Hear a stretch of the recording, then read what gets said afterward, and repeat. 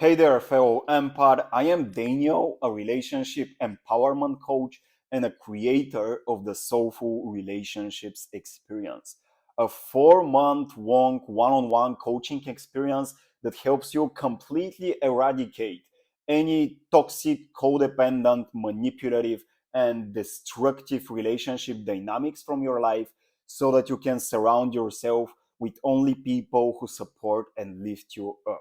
Now, in today's video, I want to discuss with you the topic and part of the process that I guide my clients through of how you can stop attracting narcissists and two surefire ways with which you can actually repel them from your life.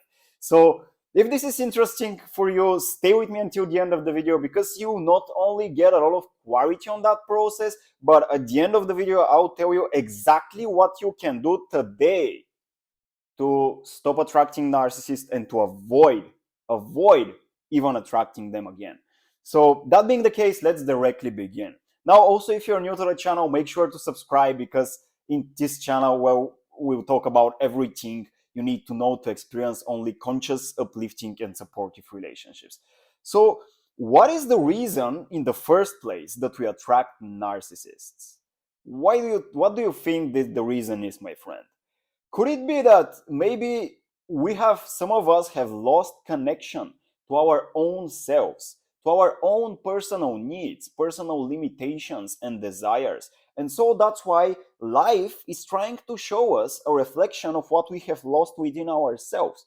So if we have lost connection of ourselves, then life is reflecting to us narcissistic people who come into our life as gifts to help us remember that we have the potential, the opportunity to connect back to our own self. And now, what is the self? What is the self that we've lost connection with? This, my friend, the first thing of this connection to self is basically your boundaries. So, when you're abandoning yourself, when you have lost the connection with yourself, so you're abandoning what you are not willing to tolerate, like whatever type of behavior and attitudes you don't want to experience in your life with others. This is the part of the connection that you have lost with yourself. So you're abandoning your own limitations. You're abandoning your own limitations in the sense of what type of, again, behavior and attitude we are not willing to tolerate. And you're not willing to tolerate that because you're not willing to have that attitude and behavior for your own self. So this is the first way in which we abandon ourselves. And that's the reason why we actually attract narcissists. So you're abandoning your own self by tolerating behaviors that you wouldn't want to have and to radiate for your own self. So if you allow others to treat you the way you wouldn't treat yourself, you've abandoned yourself. Makes sense, right? So it's kind of logical.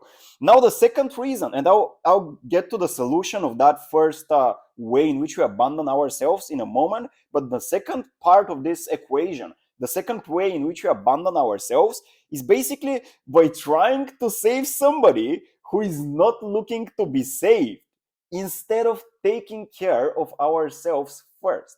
And now this is the second reason of why you attract narcissists in your life. Because think about it this way. Most narcissists, they struggle with the wound of abandonment.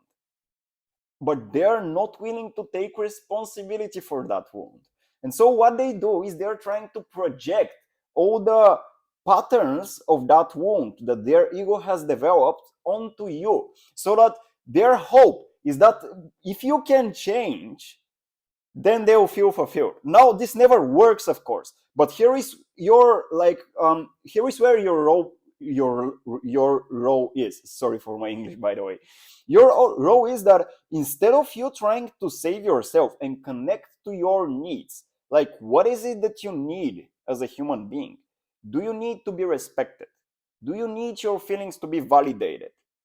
Do you need others to treat you a certain way? Let's say to treat you with love and kindness. Since you're a really love and kind person, you have a deep heart, you have a loving, open, deep, decent heart. You're a decent person generally. And so if you are such a person, this means that it becomes your responsibility to also share with others transparently how you want to be treated. because you know that you're treating others like how you want to treat them. You're being kind, loving, supportive, generous, but maybe you're not willing to request the same attitude from others to you. And this is the second way in which you abandon yourself. Because when you're trying to, like, this is what I meant by trying to save people who are not willing to be saved. Because again, when most people who attract narcissists, most of us who attract narcissists, we are empaths. We are more sensitive, like we're right. We are more empathetic. We care for other people's feelings. And so by caring for others, we sometimes tend to over care for others and under care for ourselves, meaning that we are willing to compromise and self sacrifice our own needs for others so that others feel good. This is how big hearted you are. And I know that. It's like all empaths, they behave in the same way.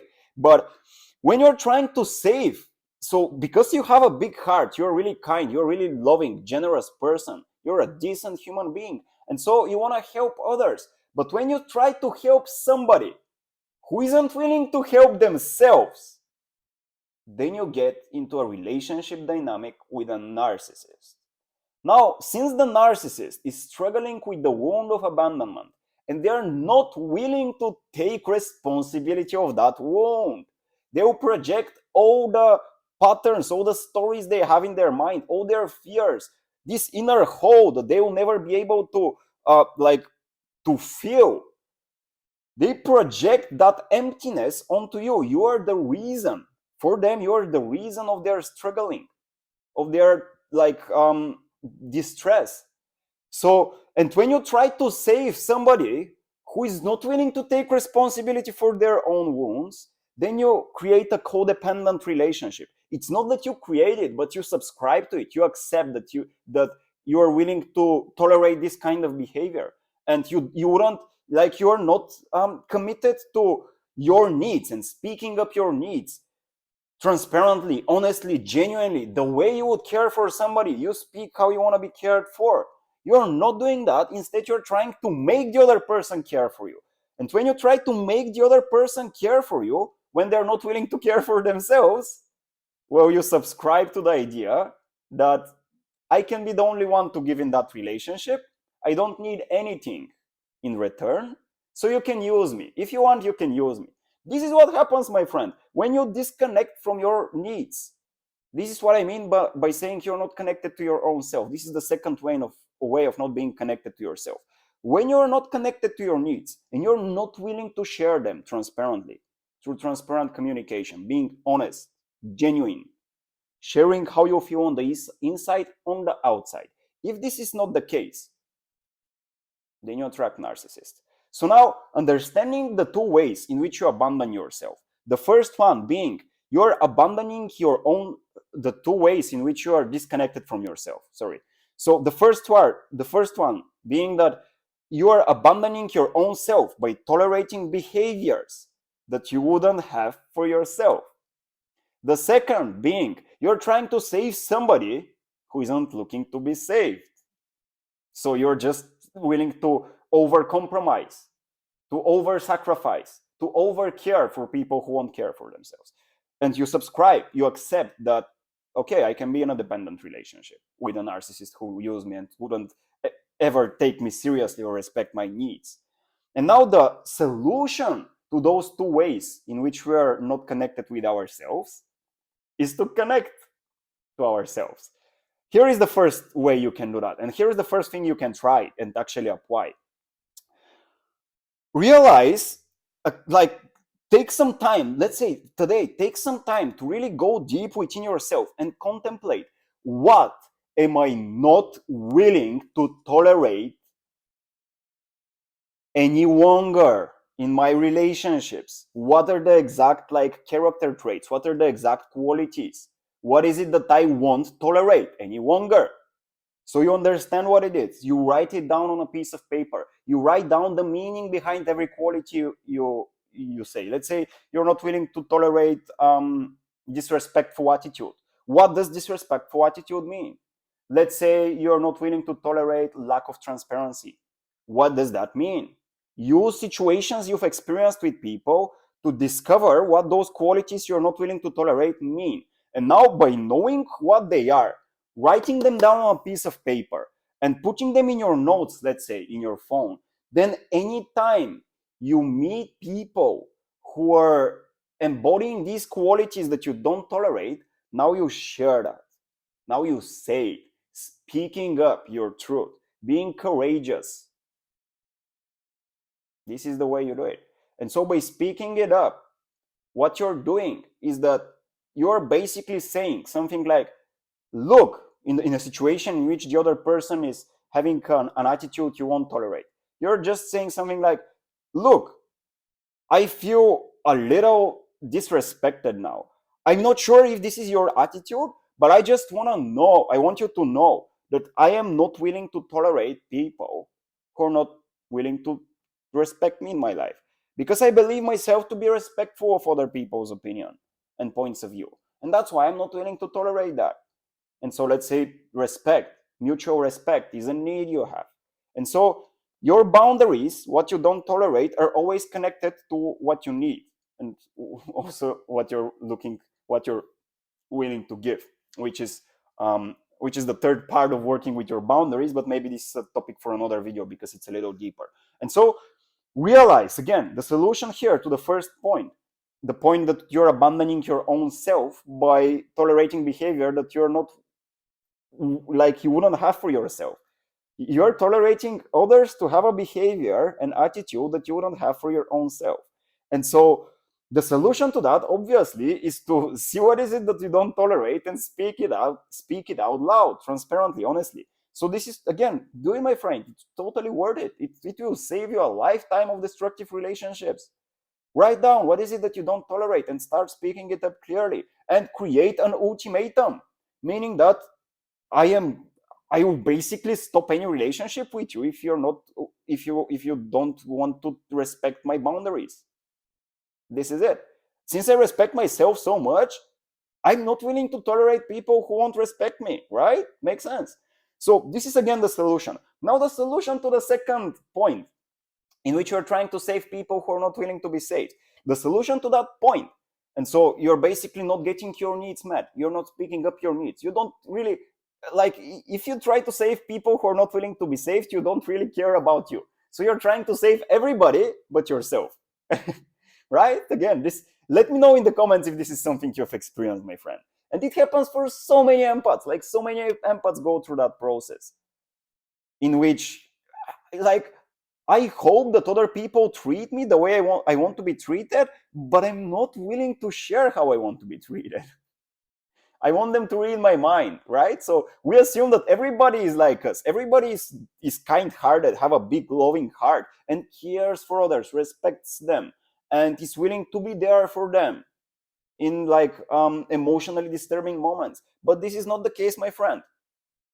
Ultimately, yes, we live in the perfect world, but practically on the surface level, no, it's not like that. So you cannot just hope for everybody to be as decent person as you are. No, you can't. So that's why you need to, and you don't, like, expect others to always like fulfill your needs if they don't know what they are. I know you're doing that to others, but if you don't share how you want others to treat you, like, confidently, boldly, genuinely, transparently, how would they know? Not everybody is like you, my friend. Let's accept reality as it is. So that's why the second solution to the second point is realizing what is it that you need. What are the exact qualities and character traits, and, like, what are the exact behaviors you would want others to have in their relationship with you for you to accept them emotionally in your life, so that you don't get into into a destructive codependent relationship. It's not a problem when it's a healthy, like, consciously decided what are the values that we share, both of us, and, like, what are the qualities that we will give to one another in our relationship, what are the, like, the virtuous qualities that we would radiate in that relationship. If this is decided consciously and then you enter into a codependent relationship like that, this is perfectly fine, my friend. But when it is When you're just willing to try to save somebody who is not willing to be saved, you're not doing yourself a service. That's why the solution to that is realizing what is it that you need, what are the qualities that you would need others in your life to have in their relationship with you, for you to accept them as close, as being close to you, close to heart. And so this is how your boundaries, they and your needs, realizing what your boundaries, this was the first solution, and what your needs are, the second solution, and speaking them transparently with others, they become a filter that people need to pass through to enter your life. And if they don't, they don't. You don't allow them. You have the choice, right? So who else is going to make that choice? And this, my friend, by connecting to your boundaries and to your needs and speaking them up transparently in situations that arise, is how you avoid narcissists. The two surefire ways to avoid attracting them. Because when you are certain, bold, confident in your boundaries and needs, well, and you create an ultimatum. You say something like, look, I need people to care for me because I'm caring for others. So if you were to be close, I want you to care for how I feel because I care for how you feel. And this is a value that I want to have shared within my relationships. And so if you're not willing to have that attitude, sorry, but not sorry, right? So sorry, but I wouldn't have as close relationship with you as I would have with somebody who would appreciate, who would take seriously that value of mine. And this, my friend, is the solution. Now, understanding this a little bit, it's like a deeper topic, but understanding how it works, and I can promise you this is the way it works. When you start speaking your boundaries and needs transparently with others, some people will leave your life. Yes, you will feel sad, you will feel the feeling of loss, but it's in your benefit. Other people, like the space that gets cleared when some people leave your life, it will be filled by people who now respect you and by people who now appreciate your values, appreciate, like, understand your boundaries and needs and be willing to fulfill them. But if you don't speak them up, nothing will change. That's why I would highly suggest you to check out the 3 questions healthy boundaries framework, in which you can do exactly that. You can answer the first 2 questions in which about which I talked about in this video, and then there is one last question which is about realizing what are your gifts. This is basically what you're giving to your relationship. The first one is what you don't tolerate. The second one is what is it that you need from your relationships. And the third one is what is it that you give. And by having the answers to those 3 questions, genuinely, like finding the answers from within yourself by contemplating the situations you've experienced, and then starting to communicate them clearly, transparently, narcissists won't be able to live in your field. You will be repelling them. This is how it works.